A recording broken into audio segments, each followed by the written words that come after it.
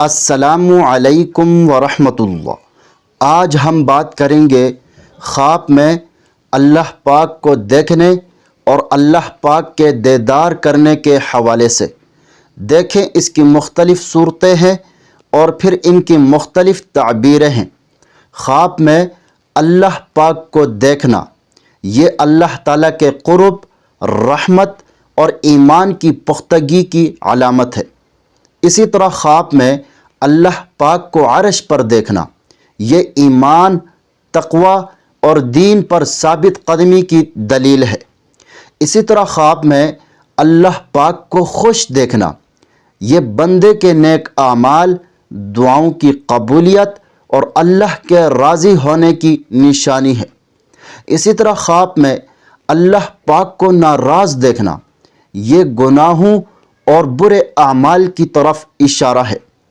اسی طرح خواب میں اللہ پاک کو کلام کرتے دیکھنا یا سننا یہ خوشخبری، رزق کی کشادگی اور حاجات کی قبولیت کی علامت ہے۔ اسی طرح خواب میں اللہ پاک کی طرف دیکھنا لیکن چہرہ نہ دیکھ پانا یہ اللہ تعالیٰ کی قربت، رحمت اور ایمان کی مضبوطی کی علامت ہے۔ اسی طرح خواب میں اللہ پاک کی طرف سے کسی چیز کا انعام یا تحفہ ملنا یہ دنیا میں رزق، عزت اور عافیت کے ساتھ ساتھ آخرت میں کامیابی کی بشارت ہے۔ اسی طرح خواب میں اللہ پاک پر توکل اور بھروسہ کرنا مقصد میں کامیابی حاصل ہونے اور تکلیف سے نجات حاصل ہونے کی دلیل ہے۔ اسی طرح خواب میں اللہ پاک کا کلام سننا، خواب میں اللہ پاک کا کلام سننا خوف سے امن میں رہنے اور اپنے مقصد میں کامیابی حاصل ہونے کی علامت ہے۔ تو خلاصہ کلام یہ ہے کہ خواب میں اللہ پاک کو دیکھنا، اللہ پاک کا دیدار کرنا سب سے بڑی سعادت ہے، لیکن اس کی حالت کے اعتبار سے تعبیر بدلتی ہے۔